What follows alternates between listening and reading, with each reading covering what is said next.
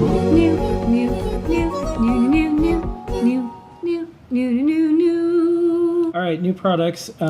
Please place orders. We like staying in business, and we like shipping stuff, and we like doing a good job making electronics here in the U.S. And the only way we can do that is if folks click the add the cart button and then check out. And don't forget, we have all sorts of freebies you get and things that you can buy right now.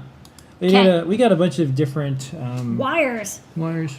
I love wires though. So this is really neat. Somebody emailed us and said, hey, can you carry like this ultra thin wire? They called it Litz wire, but I don't believe it's actually technically Litz wire. It's just ultra fine gauge wires.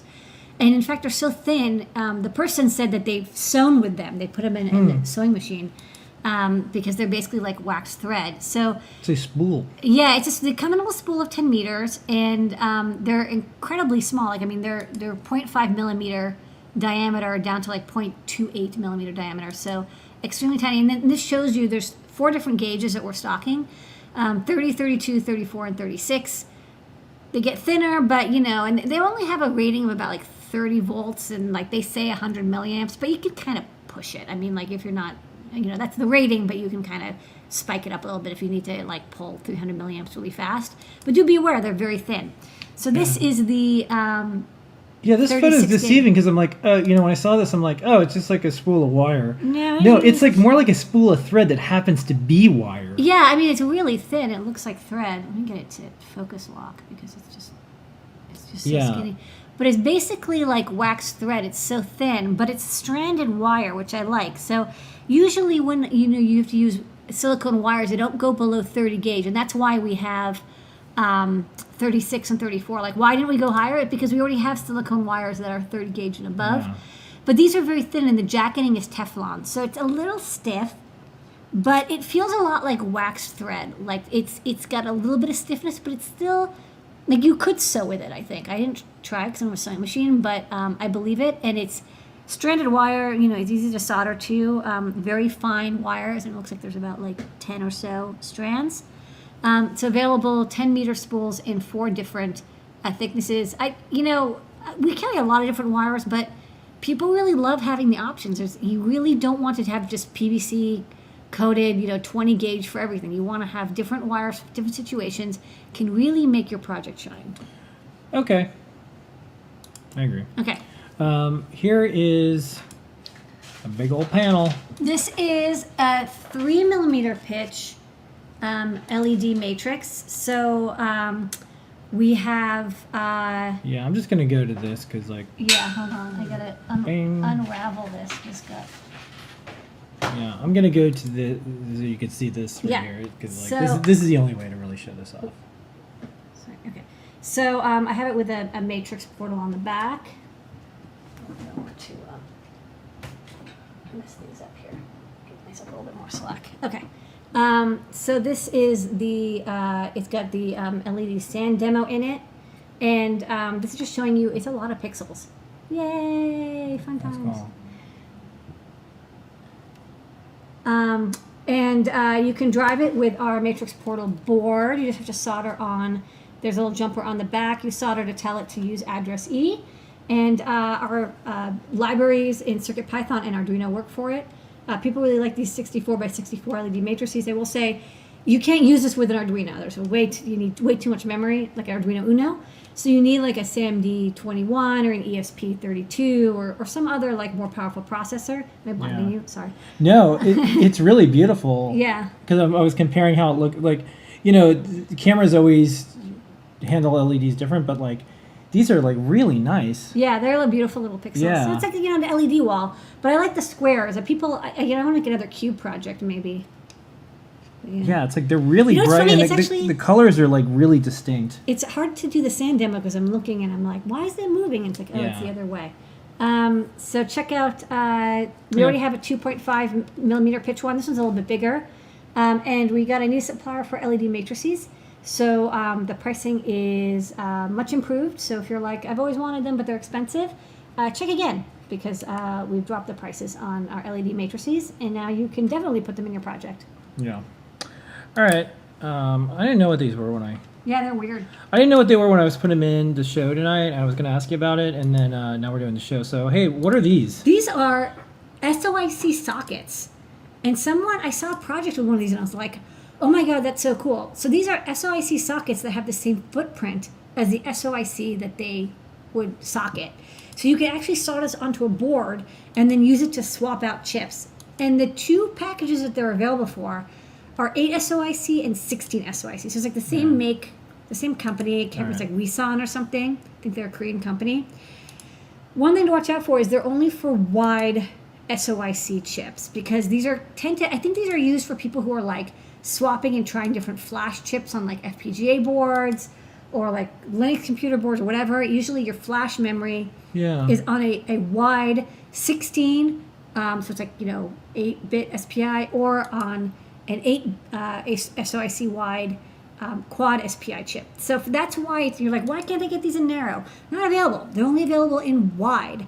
However, they're nifty because, like I said, the pinout of the bottom, which is, here. Yeah, the pinout of the bottom is the same as the pinout of the chip. So as long as you have the physical space around it, you can solder it onto a PCB that's designed for an 8 SOIC wide. You don't need like any special footprint. It's the same footprint. And then you can like turn it into like a socketed setup. And they're like pretty cheap too. I can just show one off really fast on the overhead. So this is, I have it just soldered onto like a little socket here. I was using this to test flash chips. And then to remove the chip, there's like this little latch, which is going to be really hard to do live. Hold on.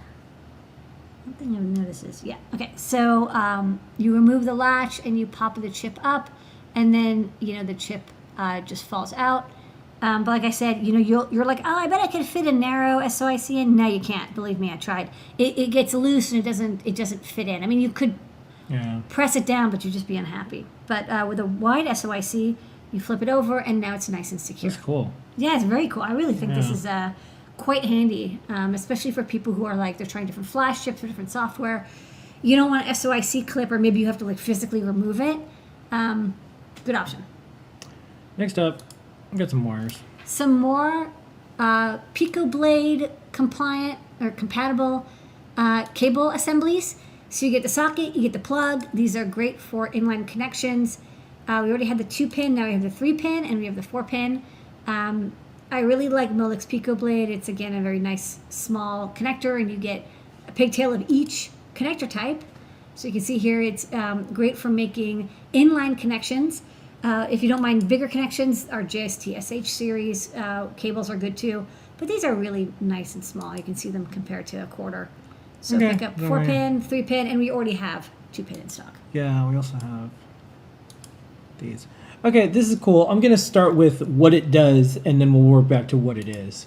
So you might be like me and like some very old Xbox games that aren't available in any other way other than on DVD. But you want to plug it in like maybe screen capture or whatever. Now you can. Yeah, we have, this is like the sister product to the HDMI capture card. This is an AV capture card for NTSC or PAL or S-Video. So we've got multiple options. And it's pretty simple. You see here, you've got composite in and then left and right audio. And it does work. Audio does work. Or you can do S-Video, which is going to be a little bit better quality because it's split. You get a bunch of stuff that looks like this, but you want to put it into something like this, you got it. And it's perfect. So when you see that for the Xbox, which is a great demo because it's like a really old device, some people probably still stream Xbox games. They're super fun. But it only has composite output. This is a great device to use because you plug it in and then it just shows up as a camera. And the audio comes into the camera interface.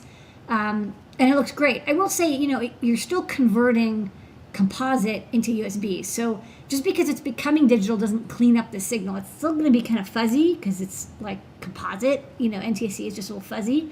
It's not the greatest resolution. Like it'll come in as like 1024 or whatever, or 720p. But it's not like it's resampling it. It's just sampling it at the frequency and at the resolution, and then kind of scaling it up. So. just be aware, if you're like, hey, my signal's kind of fuzzy. Yeah, that's why we don't use a composite anymore. It's fuzzy.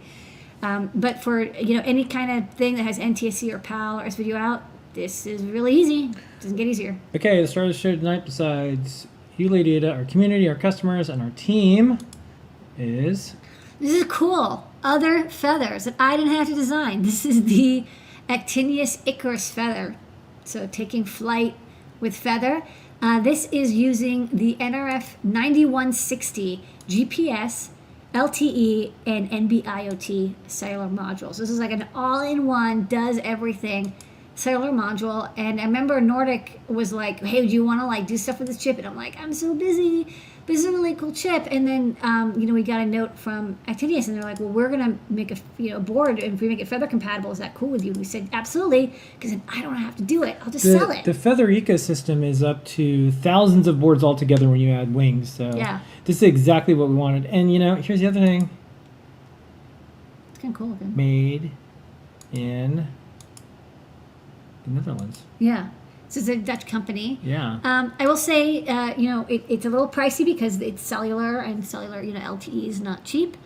And another thing is that it doesn't run Arduino and it doesn't run CircuitPython. You're going to use Zephyr RTOS. That's what you program this chip. The microcontroller is inside, and it has a cellular connection, but you're going to be using an RTOS. So that it doesn't, the Zephyr RTOS is a really great one. I think if they're going to pick one, that was the right one to pick.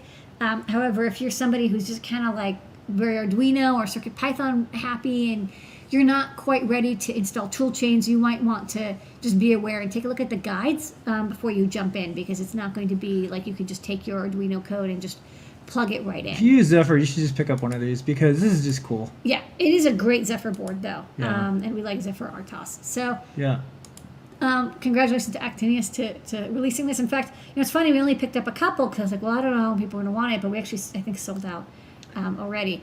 But we will get more in stock. Very powerful new feather, a great new board for developing with this chipset. I think the dev kit for this is much bigger, so this is like a nice portable battery-powered version. Another thing to watch out for is it doesn't come with the antennas. You're going to need a GPS and LTE antenna. I think we have... GPS antennas we definitely have in the shop. I don't know that we have LTE. You might need to pick one up. DigiKey, I'm sure, stocks some. Yeah. Good products.